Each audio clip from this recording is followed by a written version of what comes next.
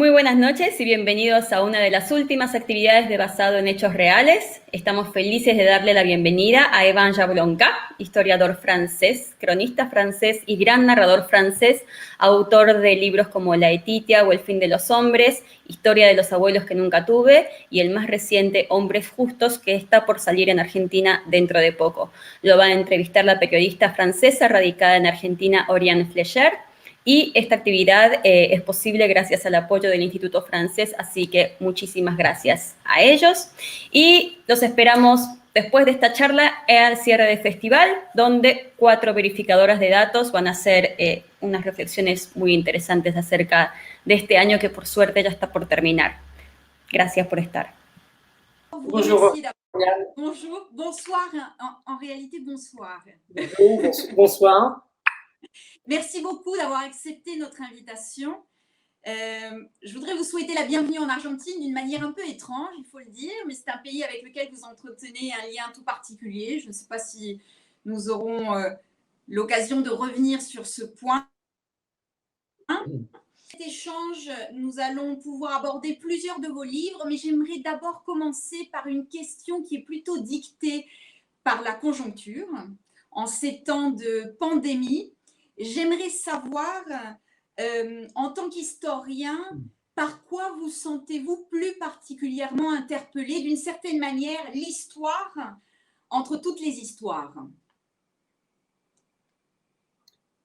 Bonsoir à tous, ça me fait très plaisir d'être avec vous, même si c'est de manière dématérialisée, mais je suis content de retourner en Argentine, qui est un pays auquel je tiens beaucoup pour des raisons familiales, bien sûr, mais aussi historiques. Et puis voilà, j'aime bien l'Argentine, et puis c'est aussi un pays où j'ai rencontré beaucoup de gens formidables, et notamment parmi le mouvement féministe.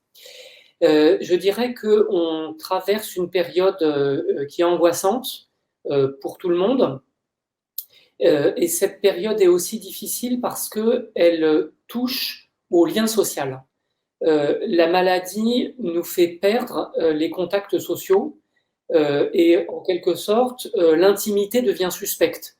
On peut plus s'embrasser, on peut plus se serrer la main. Quand on se parle, il faut être masqué. Et donc, au-delà du danger et parfois de la mort, il y a aussi la perte des contacts sociaux, c'est-à-dire au fond ce qui fait le sel de la vie, ce qui fait le plaisir des relations humaines et des rencontres. Donc, on n'a plus de relations, enfin, on a de moins en moins de relations en chair et en os, de moins en moins de proximité physique et de plus en plus des cyber-relations. Alors là, on est dans une forme de cyber-relation. Ça me fait plaisir et en même temps, ça montre qu'on traverse une crise qui touche au plus profond des relations humaines. Et puis, il y a un autre aspect, c'est que la période est aussi marquée par la montée des inégalités. Par exemple, les inégalités entre les travailleurs qui doivent travailler physiquement, par exemple les ouvriers, les gens qui sont chargés de l'accueil du public, les travailleurs manuels d'un côté, et puis tous ceux qui ont la chance de pouvoir faire du télétravail, c'est-à-dire de rester chez eux tranquillement derrière leur ordinateur. Ça, c'est une première inégalité. Et puis l'autre inégalité, c'est que il y a aussi une inégalité de genre, puisque dès lors que les gens restent de plus en plus chez eux, c'est bien souvent les femmes et les mères de famille qui doivent assumer le plus de tâches ménagères et de charges mentales. Et je pense aussi aux violences physiques que certaines femmes subissent parce qu'elles sont en quelque sorte enfermées chez elles avec leur conjoint. Voilà, donc de manière générale, je dirais que voilà, il y a une espèce d'angoisse diffuse et d'inquiétude, et ça nous renvoie à notre responsabilité individuelle et collective. J'ai l'impression qu'on est de manière très profonde et inédite traversé par l'histoire. Et moi, en tant qu'historien, c'est très troublant pour moi d'être traversé par l'histoire en tant qu'historien. Ça me renvoie à notre historicité. Y aura-t-il un livre sur la pandémie de votre part, Yvan? Non, mais je lis avec intérêt les livres, les articles, les interviews qui sortent, parce on a surtout besoin de comprendre ce qui se passe. Je crois on est un petit peu dans une période d'obscurité. Alors, obscurité politique, c'est sûr, avec la montée des populismes et des violences machistes un peu partout. Euh, et on a besoin aussi de comprendre ce qui nous arrive. Et les sciences sociales, l'histoire, la sociologie, l'anthropologie, toutes les sciences sociales nous aident à comprendre ce qu'on est en train de vivre. Et moi, personnellement, j'ai du mal à comprendre ce qui nous arrive. C'est pour ça que voilà, je suis content de lire des sciences sociales, mais aussi des romans. Et puis, voilà, c'est surtout que le contact des gens me manque. Je poursuis avec justement un livre tout à fait bouleversant.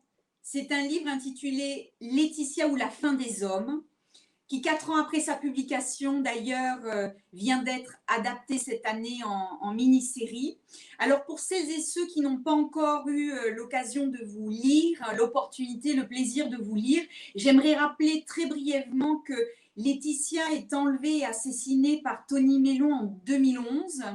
Elle a 18 ans, c'est un fait divers qui émeut la France, mais c'est aussi une affaire qui se transforme très rapidement en une affaire d'État.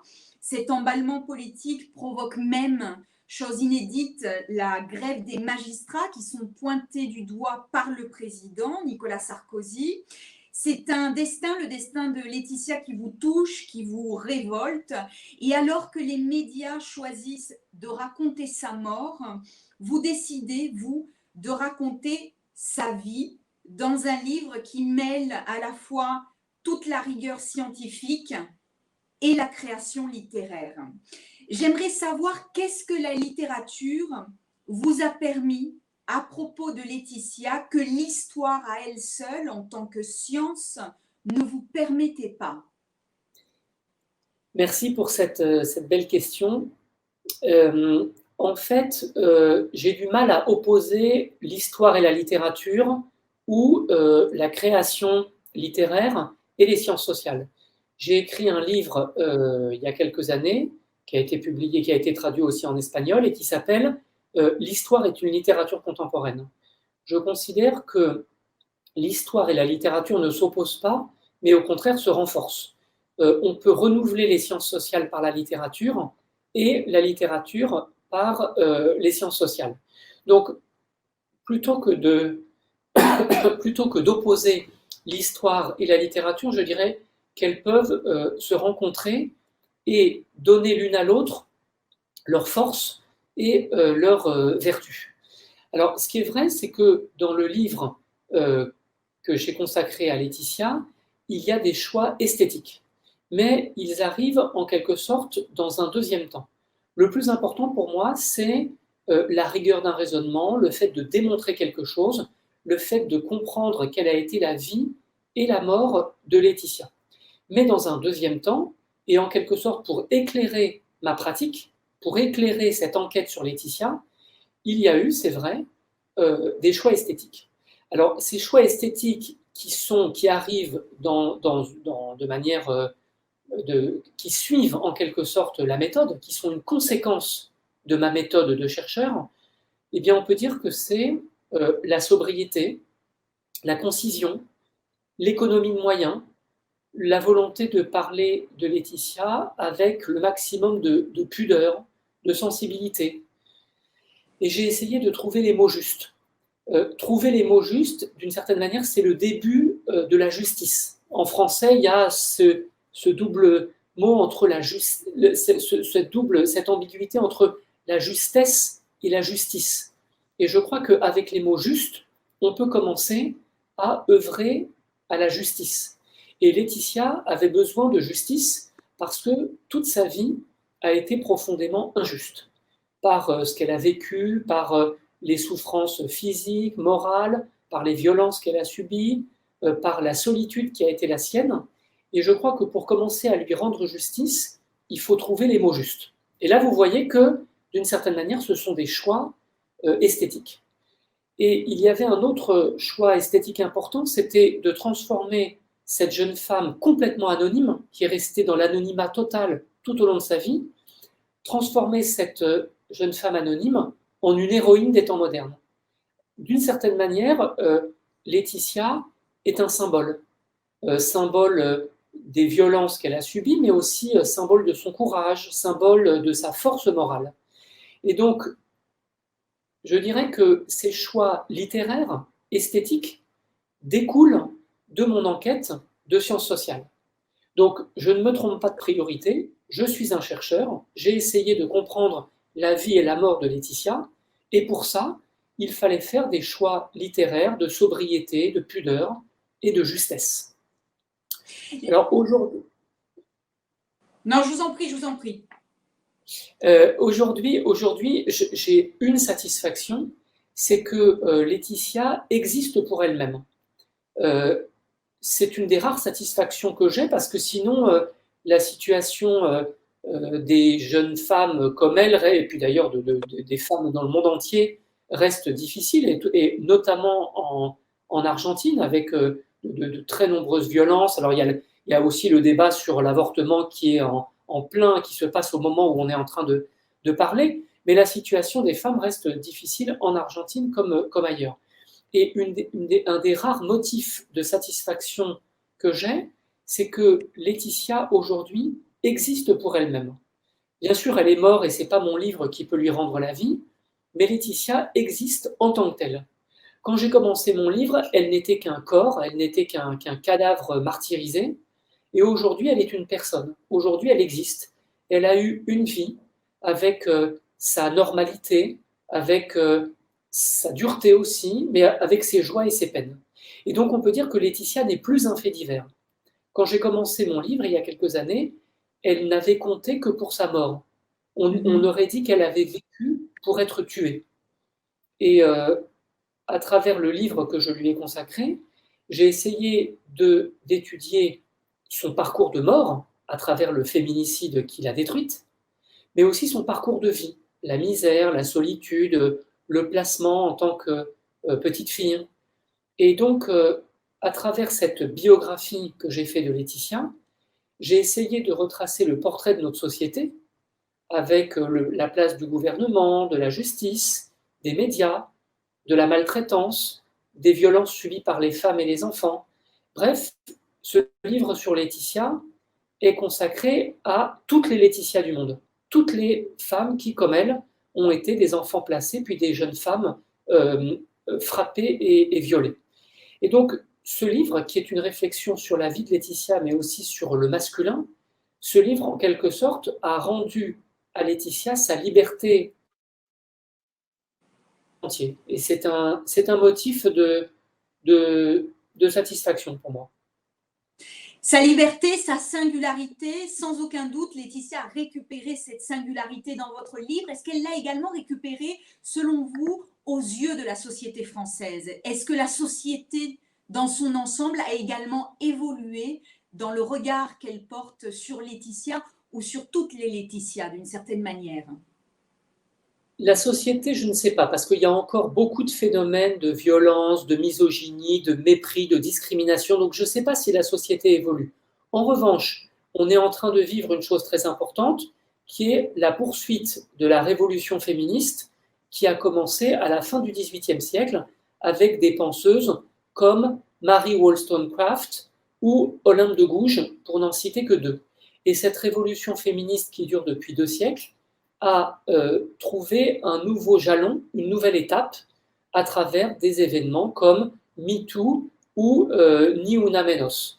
Et ça, je pense que c'est un des grands changements de ce siècle, de ce nouveau siècle, c'est qu'il y a vraiment des choses qui changent pour le meilleur, avec une réflexion tellement dynamique qu'elle finit par toucher les hommes eux-mêmes.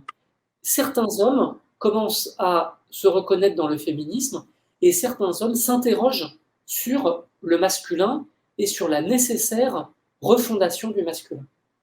D'ailleurs, vous écrivez cette phrase qui me paraît saisissante dans votre livre dédié à Laetitia. Pour la première fois, j'ai honte de mon genre. Ce qui me conduit inévitablement à parler d'un autre livre publié plus récemment, intitulé Des hommes justes, du patriarcat aux nouvelles masculinités. C'est un livre justement qui met en débat le masculin, la manière dont les hommes se construisent, se présentent, se projettent, se mettent en scène. Que faut-il pour repenser le masculin? Et ils se construisent comment, ces hommes justes? À mon avis, c'est une des questions les plus importantes du XXIe siècle. Le XXIe siècle va avoir plusieurs défis à relever. Il y a la question climatique et l'environnement. Il y a la question de la défense de la démocratie contre le populisme et le terrorisme. Il y a aussi la nécessaire refondation du capitalisme. Et une des questions les plus importantes, c'est le masculin. Le fait que le masculin doit être repensé collectivement. Pour le dire en une phrase, c'est plus possible de continuer comme ça. Les hommes ne peuvent plus continuer tels qu'ils sont, avec cette somme de discrimination, d'inégalité, de violence à leur profit et au détriment des femmes et de certains hommes, comme par exemple les homosexuels, par exemple, ou les personnes transgenres. Donc, c'est pas possible de continuer comme ça, et c'est ce qui m'a déterminé à écrire ce livre sur les hommes justes. Sur la domination masculine et les moyens d'en sortir. J'ai voulu intervenir en tant qu'homme pour penser le masculin. Alors, mon livre, c'est à la fois une enquête et une utopie. C'est une enquête historique et sociologique sur le masculin et sur les moyens de sortir, d'échapper aux sociétés patriarcales. Ça, c'est le premier aspect. Et le deuxième aspect de mon livre, c'est un traité, en quelque sorte, pour inventer une nouvelle utopie. Et cette utopie, c'est les masculinités compatibles avec les droits des femmes et les droits de tous les hommes, notamment les hommes méprisés et délégitimés, comme certaines minorités ethniques ou sexuelles. Dans ce livre, j'ai essayé de définir une morale du masculin qui serait fondée sur une notion, la justice de genre. Et cette justice de genre vise à redistribuer le genre, c'est-à-dire les pouvoirs, les responsabilités, les activités pour une meilleure égalité entre les femmes et les hommes. Donc, ce livre, d'un côté, c'est une enquête sur les hommes tels qu'ils sont, et de l'autre, c'est une utopie sur les hommes tels qu'ils devraient être.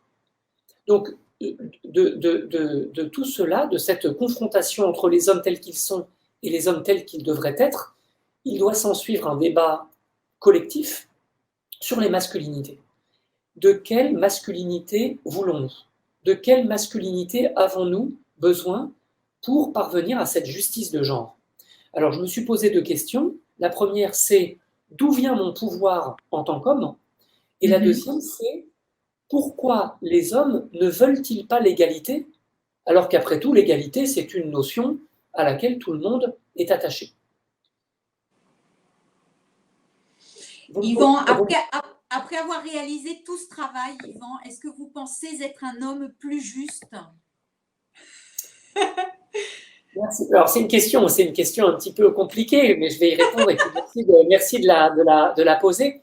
D'abord, il faut que je vous dise ce que je crois être un homme juste. Qu'est-ce qu'un homme juste? Un homme juste se définit, à mon sens, de trois manières. D'abord, la capacité à se remettre en cause.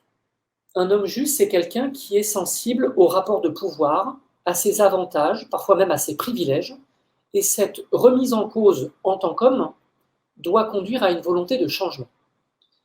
Le deuxième aspect, c'est de vouloir vivre l'égalité. Pas simplement la défendre en tant que valeur abstraite, mais vouloir la vivre dans dans la rue, au travail, dans son couple, dans la famille, dans les assemblées, au gouvernement. Bref, vivre l'égalité, c'est-à-dire partager les responsabilités et les pouvoirs entre les femmes et les hommes. Et ça renvoie à cette notion de justice de genre que j'évoquais. Et puis la troisième exigence pour être un homme juste, c'est de prendre parti. Prendre parti en faveur des droits des femmes, en faveur des nouvelles masculinités que j'évoque dans mon livre, et aussi en refusant la connivence masculine. Il n'y a pas de solidarité masculine quand il y a de la violence et des viols. Il ne doit pas y avoir de solidarité masculine quand il y a de la misogynie et du mépris ou encore de l'homophobie. Donc, prendre parti, ça entraîne la nécessité d'inventer des nouvelles solidarités pour cette société fondée sur la justice de genre. Alors maintenant, il y a la question, bien sûr, de moi-même. Alors, dans ma vie privée, oui, j'essaye évidemment d'être en accord avec tout ce que je dis dans mes livres en tant que père de famille, en tant que mari, en tant qu'homme dans la cité. Mais la vérité, c'est que ce serait trop facile si il n'y avait que un aspect individuel. On sait très bien qu'il y a des millions de papas, de frères, de maris qui sont des hommes sympas, des hommes gentils, des hommes solidaires. Mais malheureusement, ça ne suffit pas. On ne peut pas dire que le masculin, c'est simplement une affaire individuelle. Ce n'est pas simplement un choix dans sa vie quotidienne. Ce n'est pas simplement quelque chose de psychologique. Ça renvoie bien sûr à des injustices et des inégalités systémiques. Et ça, ce n'est pas une personne ni même un livre qui peut le changer. Et dès lors qu'il y a des injustices et des inégalités systémiques, aucun homme ne peut être juste. Je vais vous donner un exemple. En tant qu'homme blanc, âgé de 47 ans, hétérosexuel, j'ai des avantages, des privilèges qui sont structurels. Quand je prends la parole, je vais être davantage écouté qu'une jeune femme de 25 ans. Pourquoi ? Parce que la société, et en ce sens elle est patriarcale, considère qu'un homme avec un certain nombre de caractéristiques va être davantage légitime, sérieux, profond, intéressant qu'une jeune femme de telle ou telle minorité ethnique ou sexuelle. Et vous voyez bien que cette injustice, cette inégalité, j'en profite directement, même si je suis au fond violemment opposé à ce genre de société. Donc, tant qu'il y aura des injustices systémiques, il n'y aura pas d'homme juste. Et en ce sens, je ne suis pas moi-même un homme juste, et en ce sens, d'ailleurs, des hommes justes, je n'en connais pas. Parce que notre société rend impossible actuellement les masculinités justes. Yvan, j'aimerais maintenant revenir sur un point que l'on a évoqué à propos de Laetitia, sur le choix que vous faites de raconter des histoires, de raconter l'histoire en repoussant les frontières de la littérature, en repoussant les frontières des sciences sociales, avec une approche intime justement de questions collectives. Et j'aimerais revenir sur ce point avec un livre bouleversant également et passionnant qui s'appelle L'histoire des grands-parents que je n'ai pas eus, une enquête. Vos grands-parents maternels ont trouvé refuge en Argentine pendant la Seconde Guerre mondiale, alors que vos grands-parents paternels sont restés en Europe où ils ont été assassinés à Auschwitz. C'est un livre que vous écrivez à la fois en tant qu'historien, mais aussi en tant que petit-fils, un petit-fils qui est né dans la mémoire d'un génocide.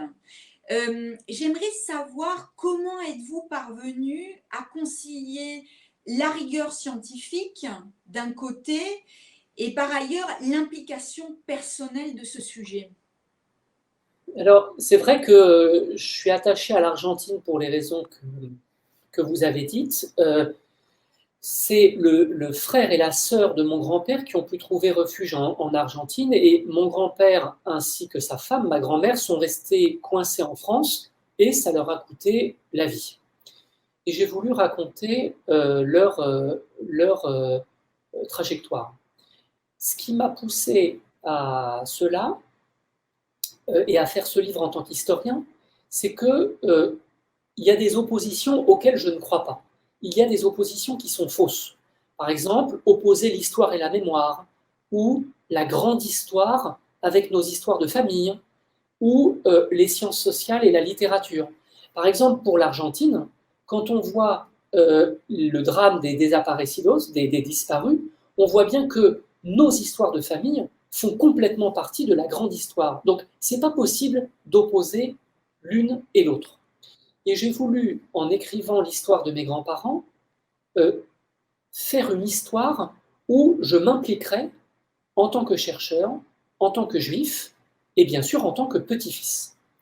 Donc, mon implication en histoire, ça consiste à faire une enquête, et qui dit enquête, dit enquêteur. L'enquêteur, c'est moi. Alors, j'ai été aidé par un certain nombre de personnes, mon père, des traducteurs, des archivistes, mais l'enquêteur, c'est quand même moi qui ai en quelque sorte orchestré mon enquête. D'où le rôle du moi, ma motivation, mon inspiration, l'amour pour mes grands-parents que je n'ai pas connus, et aussi le rôle du je, c'est-à-dire la présence du moi dans un texte. Et ça, je crois que ça n'affaiblit pas l'histoire, au contraire, ça la renforce.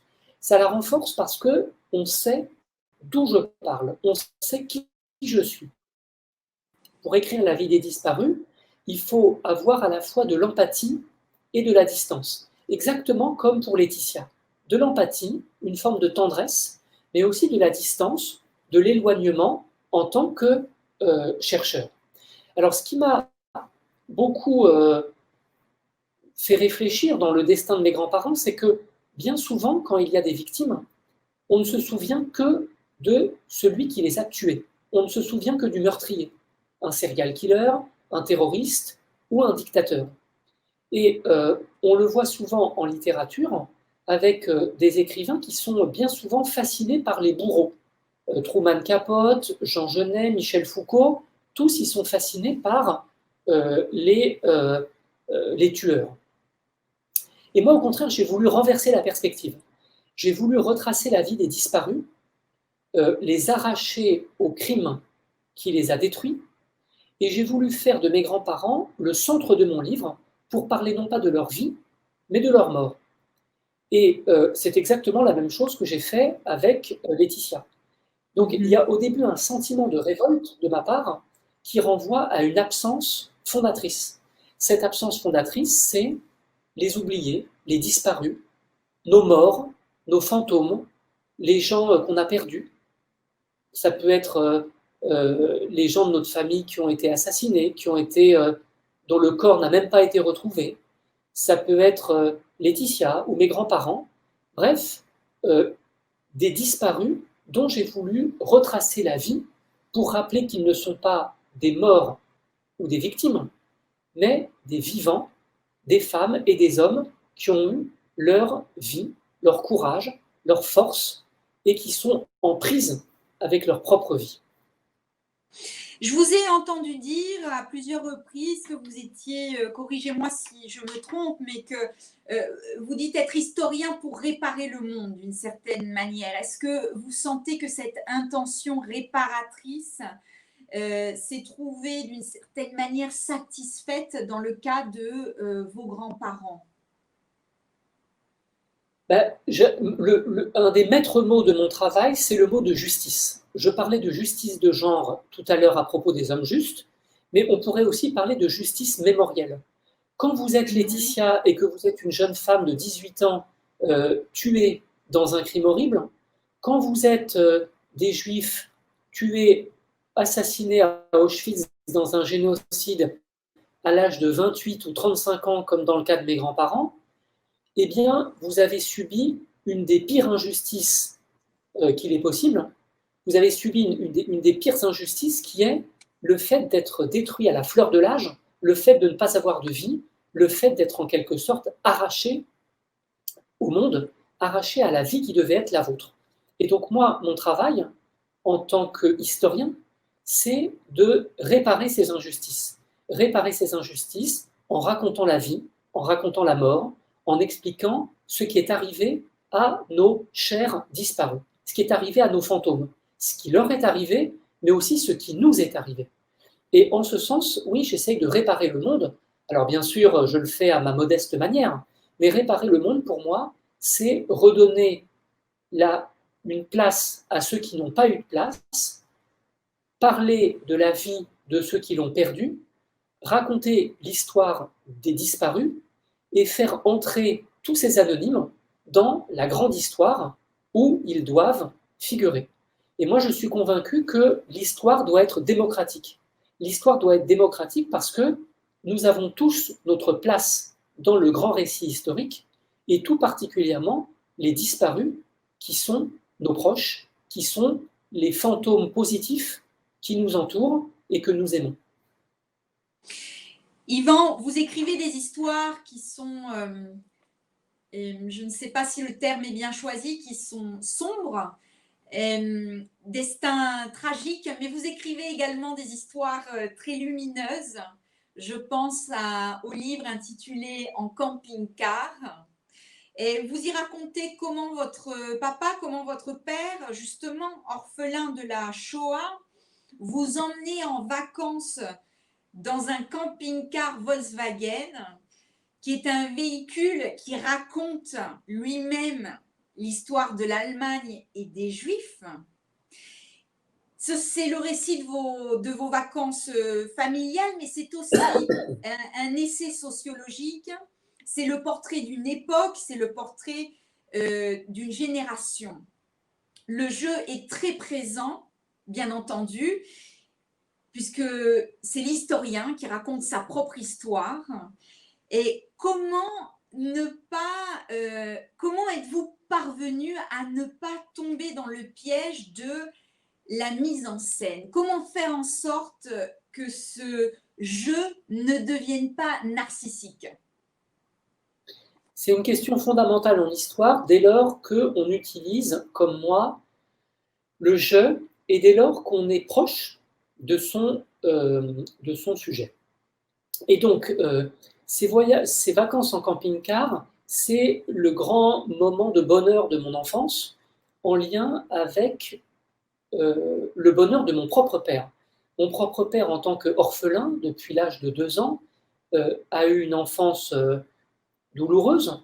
Et pour nous, il voulait le même type de résilience qu'il a sauvé dans les années 50. Et cette résilience, c'est les foyers d'enfants juifs communistes dans lesquels il a grandi.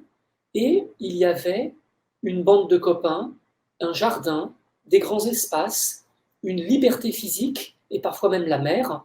Et ça, c'est quelque chose qui, en quelque sorte, a sauvé mon père. Et je pense que pour nous, il voulait la même chose. Comme si nous-mêmes, nous étions des orphelins et des rescapés de la Shoah comme lui. Et la manière dont il nous a sauvés, c'est les vacances en camping-car. Et donc j'ai voulu raconter ces vacances comme faisant partie d'une histoire du XXe siècle et de l'épilogue, en quelque sorte, de la Shoah. Alors, c'est une histoire qui vise à mieux me connaître moi-même, et en ce sens, ça s'inscrit dans les grandes œuvres, enfin, pas les grandes œuvres, mais enfin les ambitions humanistes, comme celle de Montaigne ou Rousseau, qui consiste à se connaître moi-même, à se connaître mieux soi-même. Connais-toi toi-même, comme il était inscrit en haut du temple de Delphes, dans la Grèce antique. Donc, pour faire l'histoire de soi-même, il ne faut pas se tourner vers le narcissisme. Au contraire, il faut essayer de s'éloigner de soi-même et de faire une socio-histoire de son enfance. Et moi, j'ai essayé de faire une socio-histoire de mon enfance, c'est-à-dire une enquête de sciences sociales sur moi, avec une problématique, des archives, des témoignages, des objets que j'ai retrouvés, des photos, des journaux intimes. Et de manière plus générale, j'ai essayé d'écrire une autobiographie collective. Une autobiographie non pas avec des je, mais avec des nous. Et c'est ainsi qu'on échappe au narcissisme. Quand on fait une socio-histoire de soi-même, on est obligé de parler des grands collectifs qui nous entourent. La génération, la sociabilité politique, l'éducation, le contexte social et économique qui a été le nôtre. Et donc c'est pour ça que mon livre, c'est un portrait de mes vacances, mais c'est surtout un portrait de nous, un portrait de notre époque, un portrait de notre génération à la fin du XXe siècle. Je vais vous donner un exemple pour que ce soit plus clair. On pourrait penser que je parle de mon camping-car personnel. Mais en fait, je parle de notre camping-car au sens collectif, de nos vacances, de l'histoire du XXe siècle. Pourquoi ? Parce que le camping-car Volkswagen dans lequel je voyageais avec ma famille, ça s'inscrit dans une histoire collective qui s'inscrit elle-même dans le XXe siècle. Le camping-car, c'est d'abord le sentiment de la nature, le sentiment intime qui nous relie à la mer, à la campagne et au voyage, et qu'on retrouve chez Jack London ou dans la notion anglaise de wilderness. Et ça a été inventé à la fin du XIXe siècle. Deuxièmement, le camping-car, ça renvoie aux vacances d'été, enfin aux grandes vacances en Europe, qui étaient caractérisées par les congés payés et la culture du temps libre. Troisièmement, le camping-car, et notamment le camping-car Volkswagen du Flower Power, ça renvoie à la libération des mœurs de mai 68 en France et des hippies en Californie.